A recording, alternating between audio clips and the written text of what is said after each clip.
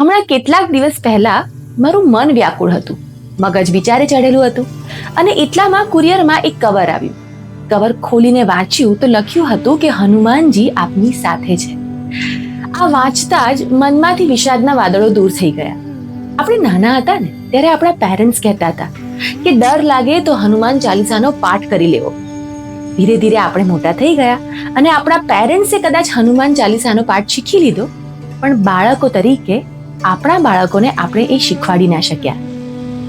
Happy Hanuman એક એટલું સુંદર initiative છે જેમાં 1 લાખથી વધુ બાળકો સુધી એક સરસ મજાનું પુસ્તક પહોંચાડવાની પહેલ છે. અને આ પુસ્તક છે હનુમાન ચાલીસાનું. હનુમાન ચાલીસાની દરેક ગાથાને એના સરળ ભાષાના અર્થમાં દર્શાવવામાં આવી છે અને સાથે સાથે ખૂબ સુંદર ચિત્રો વડે આ પુસ્તકને વધુ રસપ્રદ બનાવવામાં આવ્યું છે. પ્રયત્ન કરીએ કે દરેક બાળક જે વાંચે છે, જે ધર્મ કરે છે, એના વિશે સમજી પણ શકે. આપના શરીરનો સોનેરી વર્ણ એવો ચમકી રહ્યો છે કે જાણે સુંદર વસ્ત્રો પહેર્યા હોય. કાનમાં કુંડળ અને આ ઘૂંઘરાળા વાળ નયન રમ્ય લાગે છે. કંચન બરન બિરાજ સુબેસા, કાનન કુંડલ કુંચિત કેસા.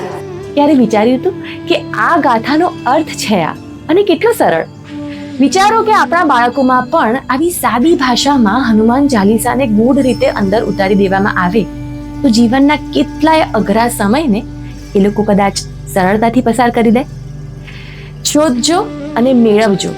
હેપી હનુમાન દ્વારા શરૂ કરેલું આ ઇનિશિયેટિવને આગળ વધારજો. હે ને? જય શ્રી રામ, જય હનુમાનજી.